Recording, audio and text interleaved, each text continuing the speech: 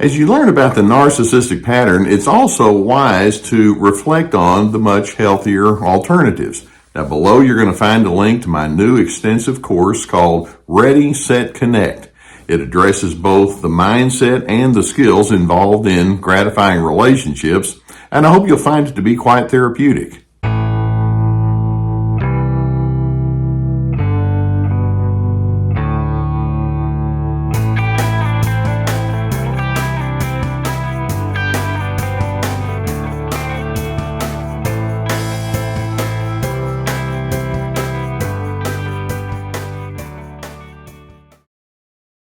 Is confrontation ever a good thing? Well, in a perfect world, we would say, well, we don't even need to confront each other because we would be so harmonious and we would be so tuned into one another. But you know and I know that's not the case. We differ from time to time. Sometimes we might even be insensitive, or we may miscalculate whatever our behaviors may do in terms of how it impacts other individuals. Sometimes we can be non-coordinated in the way that we engage with each other. Sometimes we're just not aware of certain things. And so in healthy relationships, we make room for confrontations. Now, this assumes that the need that you're trying to discuss is valid. This assumes that your motive is harmony. This assumes that you're trying to be constructive. It may be that you're trying to stand up for some self-respect and it's appropriate in that moment. And so there are times when confrontation is needed, and it can be the mark of a healthy relationship. Now, the key, of course, is that you go into an assertive versus aggressive direction. You have a sense of openness as opposed to doing so with a hidden agenda and manipulation in mind. You want to be more us-focused than just raw selfish. One of the things you're going to find when you are in a position to have to confront a narcissist and you need to go ahead and say whatever needs to be said, you're going to watch and you're going to see their corruption. It's going to be on full display. You're going to see their immaturity. You're going to see their psychological dysfunction. And when you have a confrontation, especially if it's an important conversation and it's one that they don't particularly like, you're going to see what psychological decomposition looks like, and you're going to see it very quickly. I can't even count the number of times that I've spoken with individuals who have said, I tried to talk to that person, and wow, this person came apart at the seams in full bore. It was ugly. It was awful. One of the things we're going to see is that the starting point for a narcissist when they engage with you in the midst of differences is the lack of composure. Notice the word composure as opposed to decomposing, decompensation. The starting point for the narcissist is, I have to be in control. Narcissists approach relationships hoping it can be a power place for them. They can be dominant. The narcissist, as a part of their starting place, is, I don't really care what you think or feel or need or perceive. They have a very low level of empathy, and they have no particular desire, particularly in the moment of conflict, to start developing it in that moment. Likewise, a starting point for the narcissist is, it's kind of like they're saying, you seem to forget, I'm the enlightened one here, and you need to remember that. In other words, they begin with the attitude that says, I'm better than you. I'm superior. You're inferior, and the inferior doesn't have permission to bring enlightenment to the superior. You're off base. That's their beginning point. Or likewise, one of their beginning points is nobody, and I mean nobody, corrects me, which is their raw egotism that's on display. A starting point for the narcissist is, you're not allowed to take off my mask. In other words, they're committed to their own false front. And so if you say, hey, look, there's something going on behind there, we need to take a look at it. It's like, no, you do not do that. Not to me. That's how they think.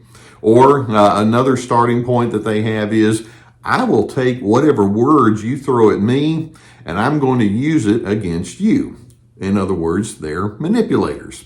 Now, when you try to confront a narcissist, and I can imagine you could take the list of what they do and just make a long one. There are just certain predictable things that they're going to do. For example, they'll deny whatever it is that you might be saying, or perhaps they'll justify. They'll certainly attempt to invalidate you. They'll throw up thick and impenetrable walls of defense. Probably the number one thing they'll do is they'll go into reversal mode. It's like, me, what about you? And they try to put the focus right back off of you because they don't want to have to introspect and self-examine. Sometimes they go into a rage.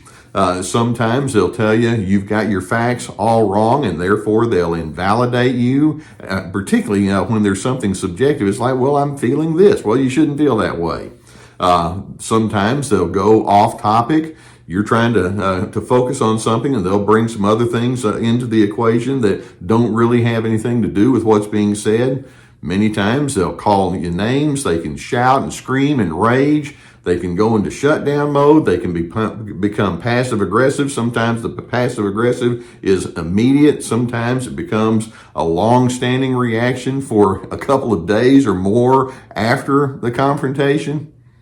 That's what I mean when I say when you confront a narcissist, you're going to see their fullness, the fullness of their immaturity. They are going to decompose right in front of you.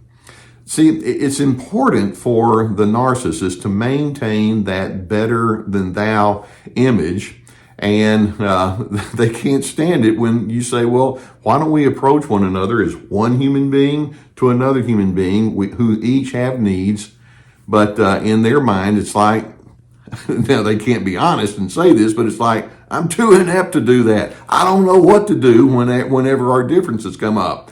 I'm ridiculously crazy fragile from the inside. You're going to find out as soon as you confront me. I will fall apart. I have no coping skills. I have no inner strength to draw upon. I have no inner peace to draw upon. I have no inner confidence to draw upon. The only thing I know to do is to get my hammer and beat you up. The narcissist, and you'll notice that almost every time you try to confront them, they imply it's your job to keep my ego propped up, and right now you're failing on that job. That's what they're thinking. Now, I try to remind myself, how hard is it to say certain simple comments to another person in the midst of a confrontation? For example, how hard is it to say, we think differently, don't we? Why don't we talk about that? How hard is that?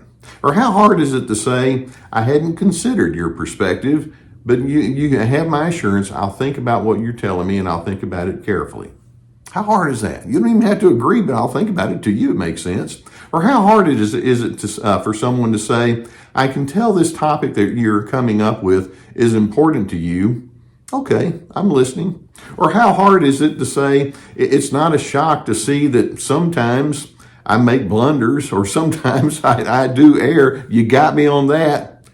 They can't do that because they have such a fragility on the inside, and that's what I mean when I say once you expose the fact that we need to do a better job of coordinating, they'll decompose because we go back and we see, I don't know how to do that. You have just seen me at my very worst.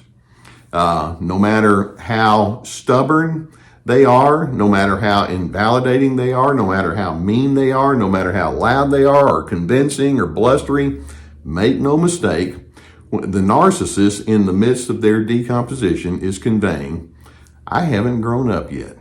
You want me to act like an adult, but I'm about to show you what a petulant little child looks like, and this is it. And the crazy thing is, many times these people that you might be trying to confront in other places are the leaders. They're the influencers. They're the decision makers. They're the ones who are pillars of the community. Go figure.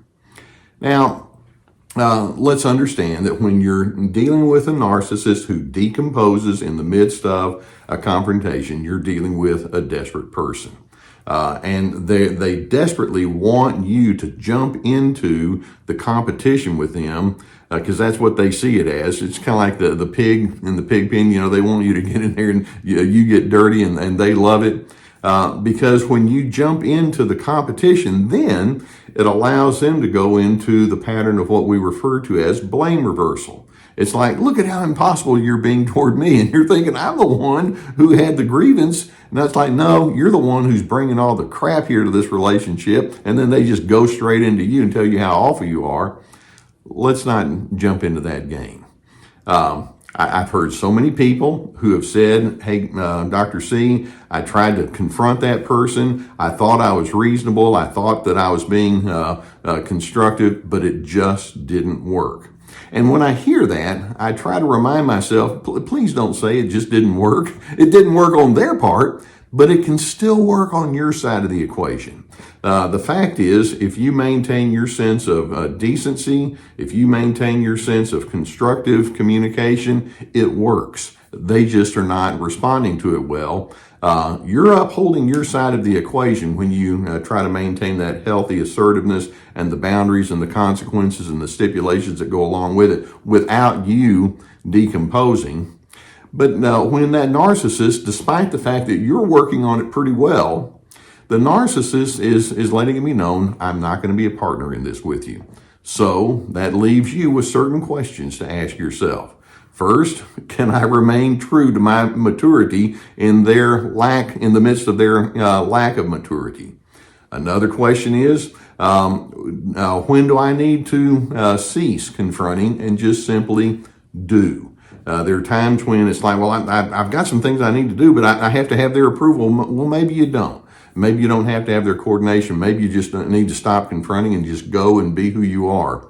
Or another question is, what am I learning about this person in the midst of all of this? And what am I learning about myself in the midst of this? And what is my baseline with this person? Am I just going to stay functional with this person only? Will we ever get to the point where we have a meeting of the minds? What are the realistic expectations that I can maintain and then live according to what your answer to that says? And then a final question for you to ask is, do I need to continue to expose myself to their ongoing insults and invalidations?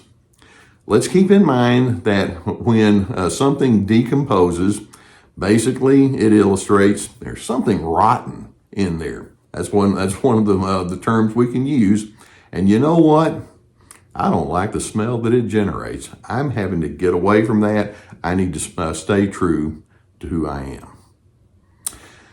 Now, I hope that videos such as this can give you some good insight with respect to what you're dealing with. It can sometimes be ugly, can't it? But I'm hoping you can stay on your path despite their unwillingness or inability to join you. If you've not already hit that subscribe button, I would encourage you to do so. We'll keep more videos coming, and hopefully there will be a cumulative effect for you in the positive direction as you educate yourself. If you have a need for therapy, and I know many times you've been exposed to so many ugly things and you've been a recipient of the rage and the invalidation and all the smear tactics that goes along with their decomposition.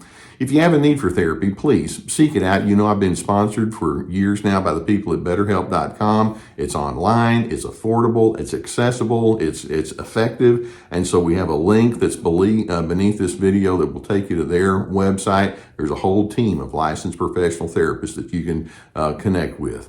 Likewise, I have courses, and these courses are like signing up for an online class. They're very extensive, and they're meant to guide you into healthy kind of patterns. One is Ready, Set. Each course has about 25 videos, written documents, etc.